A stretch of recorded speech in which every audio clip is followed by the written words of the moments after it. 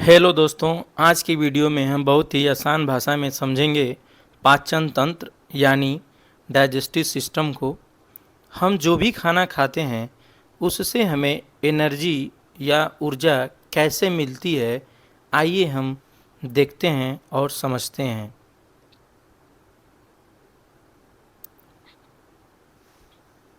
पाचन, तो सबसे पहले हम समझते हैं कि पाचन होता क्या है।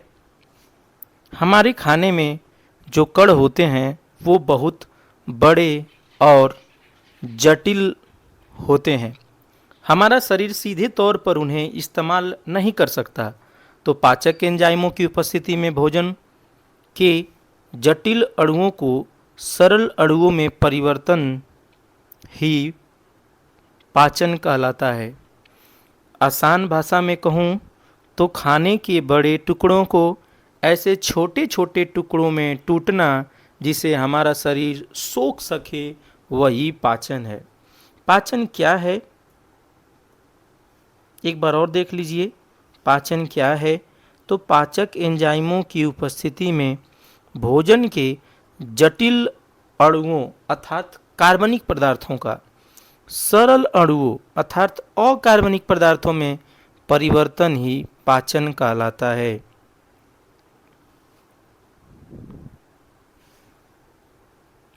आगे हम देखते हैं कि चावल में कार्बोहाइड्रेट होता है और जिसे हम स्टार्च कहते हैं। यह एक बहुत ही जटिल अणु होता है। इसे विज्ञान की भाषा में पॉलीसेकेराइड कहा जाता है। यह एक जटिल प्रकार का कार्बोहाइड्रेट होता है। कौन? तो स्टार्च। जैसे ही आप चावल को चबाते हैं और आपके मुंह में लार बनती है, इस लार में एक एंजाइम होता है जिसे टाइलिन एंजाइम कहा जाता है, जो जटिल स्टार्च को तोड़कर थोड़ा सरल बना देता है और इसे माल्टोज में बदल देता है। माल्टोज एक प्रकार का डाइसेकेराइड होता है। अब यह खाना पेट से होते हुए छोटी आंत में पहुंचता है। यहाँ एक और एंजाइम आता है जिसे हम माल्टेज एंजाइम कहते हैं। यह माल्टेज बचे हुए काम को पूरा करता है और माल्टोज को सबसे सरल अणु में तोड़ देता है, जिसे हम ग्लूकोज कहते हैं। जिसे हम क्या कहते हैं? ग्लूकोज। ग्लूकोज एक मोनोसेकेराइड होता है और यह सबसे सरल प्रकार का कार्बोहाइड्रेट होता है।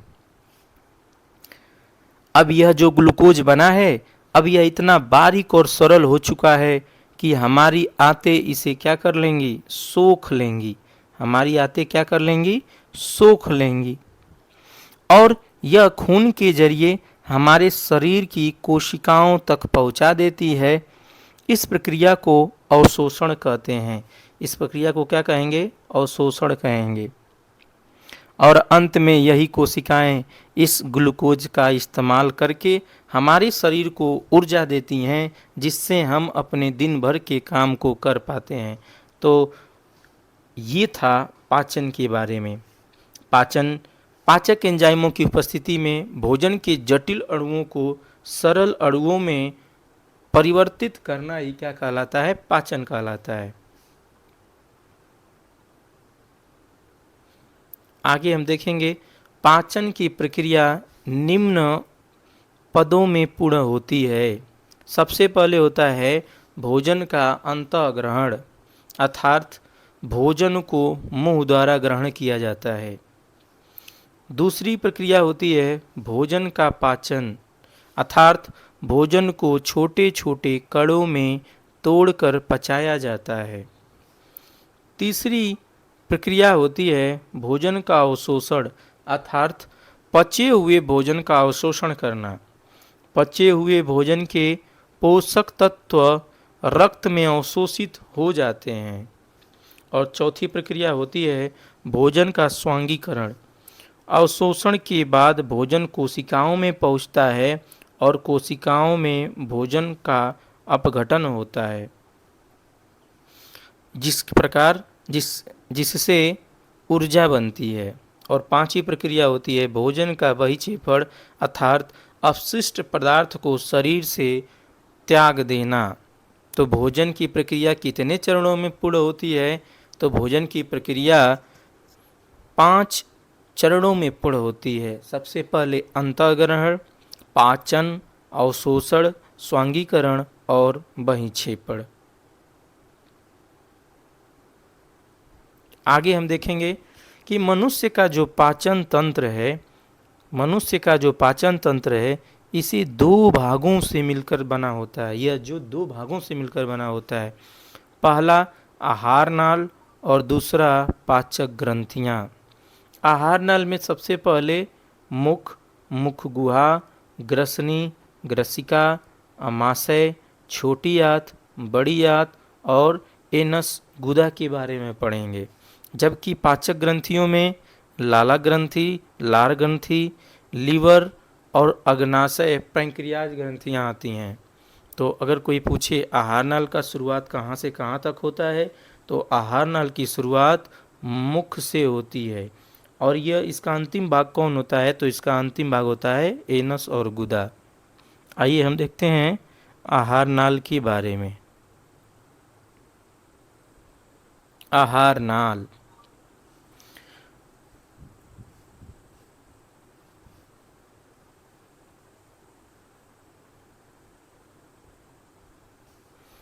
मनुष्य के आहार नाल की लंबाई लगभग 8 से 10 मीटर या 30 से 33 फीट होती है।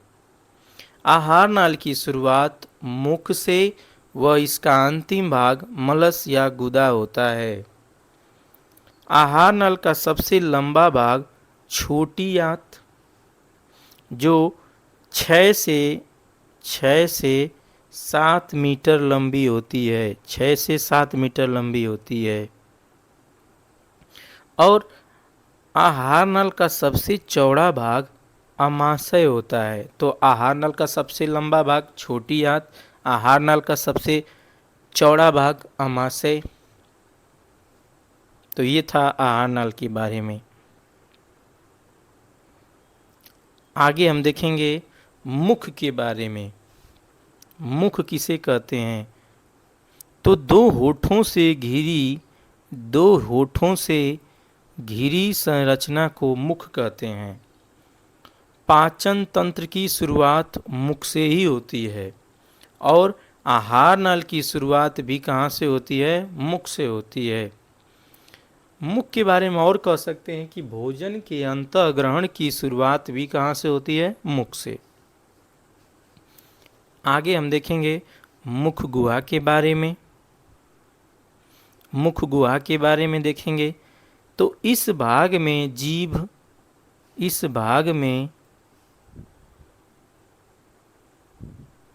जीभ, दांत व लार ग्रंथियां पाई जाती हैं। जीभ क्या होती है? टंग। जीभ एक मांसल संरचना होती है जिसका अग्रभाग मुक्त अवस्था में होता है। मुक्त अवस्था का मतलब जो फ्रीली होता है, जबकि इसका पश्च भाग फ्रेनुलम के द्वारा पीछे की ओर तालू से जुड़ा होता है। आगे हम देखेंगे मनुष्य की जीभ पर लगभग 9000 स्वाद ग्रंथियां पाई जाती हैं। जीभ पर जो दानेनुमा संरचना पाई जाती है उन्हें पैपिला या अंकुर कहते हैं। जीभ के क्या कार्य होते हैं? तो जीभ स्वाद की जानकारी देती है, भोजन को निगलने में सहायता प्रदान करती है, यह बोलने में सहायता प्रदान करती है और जीभ तापमान में भी सहायता प्रदान करती है बताने में। मुख व दांतों की सफाई में भी जीभ क्या होती है? सहायक होती है।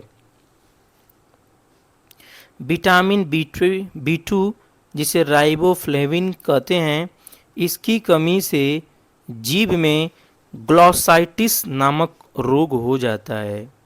कौन सा रोग हो जाता है?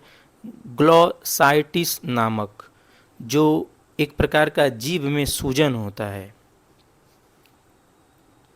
आगे हम देखेंगे कि जीभ के अग्रभाग से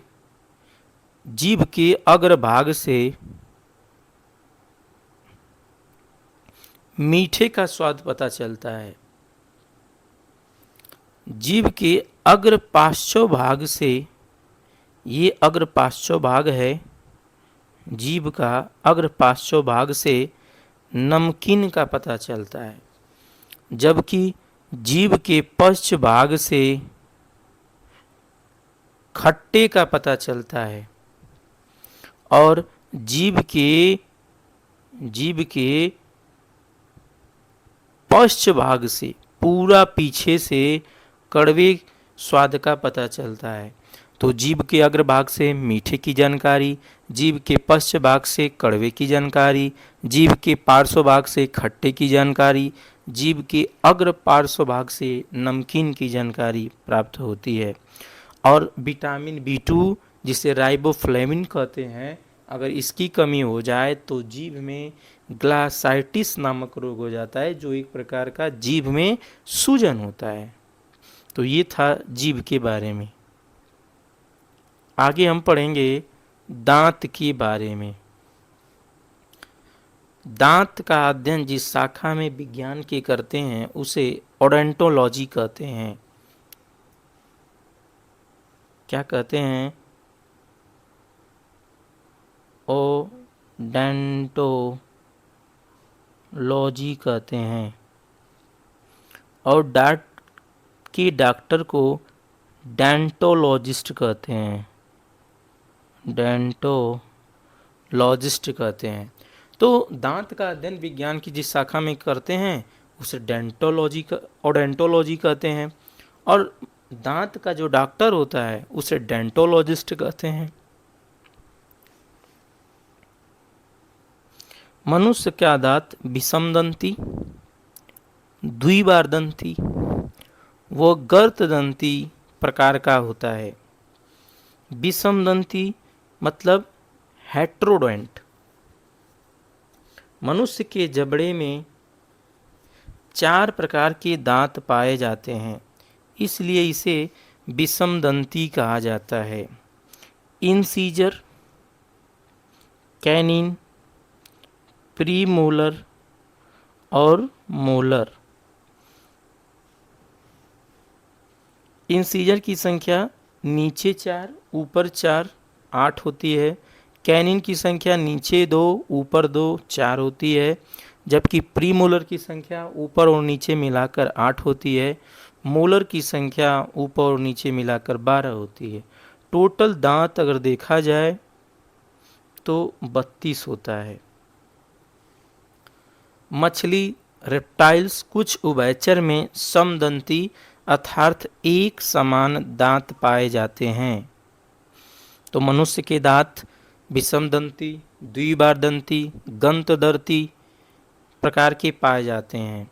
मनुष्य के जबड़े में 4 प्रकार के दांत पाए जाते हैं, इसलिए इन्हें क्या कहा जाता है? विषमदंती। दांत का जो रोग विशेषज्ञ होता है उसे डेंटोलॉजिस्ट कहा जाता है।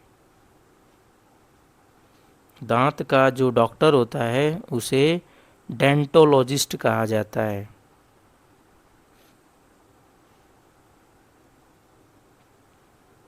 मानव के दांतों के प्रकार तो हमने बताया कि इंसीजर, कृंतक, रदनक जिसे कैनिन बोलते हैं, अग्र चौड़क जिसे प्रीमोलर कहा जाता है और पश्च चौड़क जिसे मोलर कहा जाता है। मनुष्य के जो दांत थे वो 4 प्रकार के होते हैं। इंसीजर कृंतक जिसकी कुल संख्या 8 होती है और इसका कार्य होता है काटने का।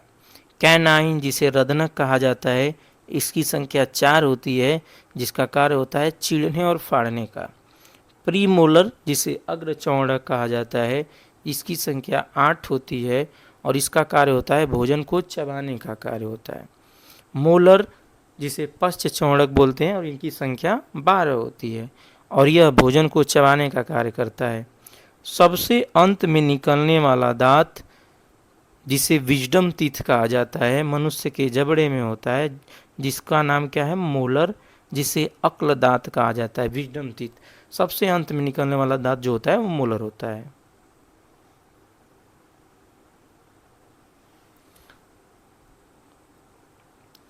दंत सूत्र देखेंगे, दांत का सूत्र। दंत सूत्र हमेशा आधे जबड़े का ही लिया जाता है। बच्चों का जो दंत सूत्र होता है इनमें कुल संख्या कितनी होती है, 20।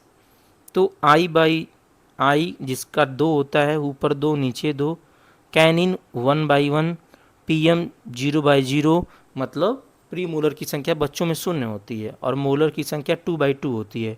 तो 2 + 1 3, 3 + 2 और 5, तो 5 का गुणा कर दीजिए तो 10 ऊपर और 10 नीचे, तो टोटल संख्या कितनी हो गई, 20।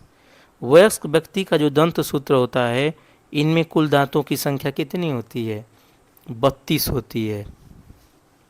तो ऊपर 2 + 1 3, 3 + 2 5, 3 8, तो 8/8 कर दीजिए और ऊपर नीचे डबल से गुणा कर दीजिए तो कितना आ जाएगा, 32 आ जाएगा।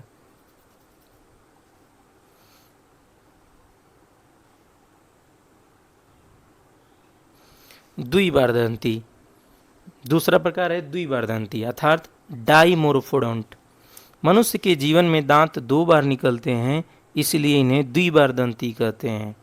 बाल्यावस्था में दूध के दांत, जिसे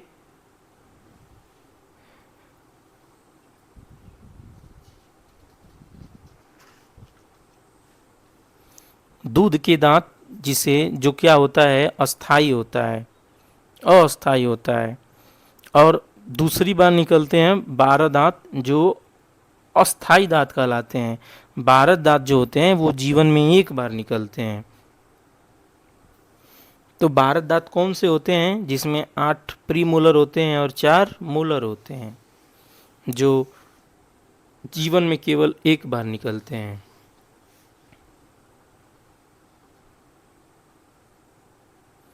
दांत की संरचना, इसे हम देखेंगे। दांत के 3 मुख्य भाग होते हैं, शिखर, ये यहाँ से यहाँ तक का जो हिस्सा है वो शिखर है। दांत का जो बाहर भाग निकला होता है उसे हम शिखर कहते हैं। ग्रीवा, यह भाग मसूड़े में होता है, ये जो ग्रीवा वाला भाग है। जड़, यह भाग जबड़े की हड्डियों में धंसा होता है, यहाँ से लेकर यहाँ तक जड़ होता है। इनेमल, इनेमल किसे कहते हैं, तो यह दांत का सबसे ऊपरी भाग होता है, यह मानव शरीर का सबसे कठोर भाग होता है। इनेमल मानव शरीर का सबसे कठोर भाग होता है। इनेमल कैल्शियम फास्फेट का बना होता है, जिसका सामान्य सूत्र Ca3PO4 का ट्वाइस होता है। दांतों का मुख्य भाग डेंटाइन कहलाता है। पल्प गुहा या मज्जा गुहा दांतों में पाई जाती है।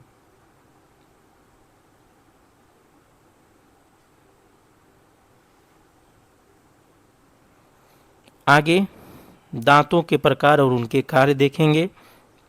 तो हमने ये सब बता दिया है।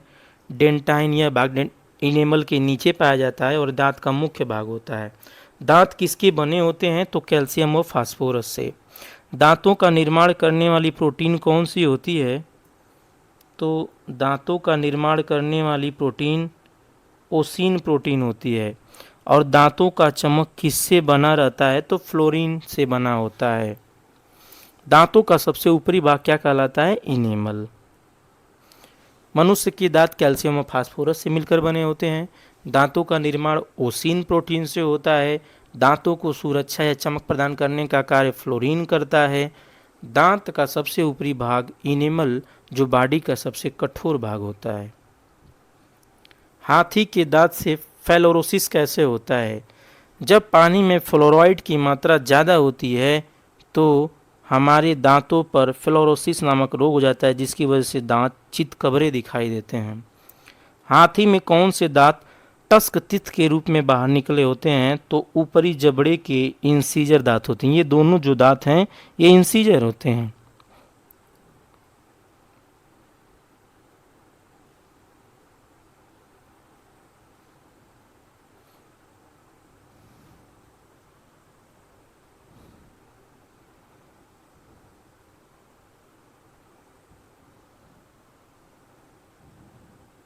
लार ग्रंथि।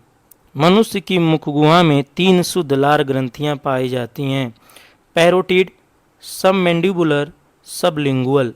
सबसे बड़ी जो लार ग्रंथि होती है वो पैरोटिड होती है। मम्प्स या गलसुआ क्या होता है? तो यह एक वायरल रोग है। यह पैरोटिड ग्रंथि की वजह से होता है। इस रोग में लार ग्रंथियों में सूजन आ जाती है।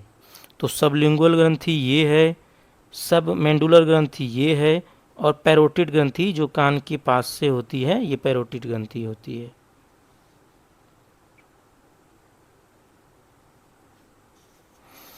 मनुष्य की मुखगुहा में 3 जोड़ी लार ग्रंथियां पाई जाती हैं। जो पैरोटिड सबसे बड़ी लार ग्रंथि होती है, जिससे टाइलिन एंजाइम का स्राव होता है। प्रतिदिन 1 से 1.5 लीटर लार का स्राव होता है। इसका पीएच मान 6.8 होता है, जो खाना खाने से पहले होता है। इसकी प्रकृति दुर्बल अम्लीय होती है, और इसका पीएच मान 7.2 से 7.4 खाना खाने के बाद होता है, जिसकी प्रकृति दुर्बल क्षारीय होती है। तो लार में 99.5% जल पाया जाता है, जबकि 0.5% एंजाइम और लवण पाए जाते हैं। लार में कौन से एंजाइम पाए जाते हैं? तो लार में टाइलिन एंजाइम, जिसे एमाइलेज एंजाइम भी कहा जाता है, यह एंजाइम कार्बोहाइड्रेट का पाचन करता है। टाइलिन एंजाइम स्टार्च को माल्टोज में बदल देता है। लाइसोजाइम एंजाइम, यह भोजन में से बैक्टीरिया जीवाणुओं को क्या करता है? नष्ट कर देता है। और आंसुओं में भी लाइसोजाइम एंजाइम ही पाया जाता है। जो मनुष्य का आंसू गिरता है उसमें भी लाइसोजाइम एंजाइम पाया जाता है। हमारे लार में म्यूसिन नामक पदार्थ पाया जाता है। यह भोजन को लसलसा या नरम बनाता है। भोजन को लसलसा या नरम कौन बनाता है? तो म्यूसिन नामक पदार्थ, जो कहाँ पाया जाता है? लार में। कार्बोहाइड्रेट का सर्वाधिक पाचन मुख गुहा में होता है। मुख गुहा में पाचन के बाद भोजन को बोलस या निवाला के नाम से जाना जाता है। इस बोलस की प्रकृति कैसी होती है? क्षारीय होती है। मुख गुहा के बाद भोजन बोलस से होते हुए ग्रसनी में चला जाता है। तो ये था आज का पाचन तंत्र का क्लास 1, और अगले क्लास में मिलते हैं। तब तक के लिए जय हिंद जय भारत। क्लास को देखते रहिए और लोगों के पास सब्सक्राइब करते रहिए।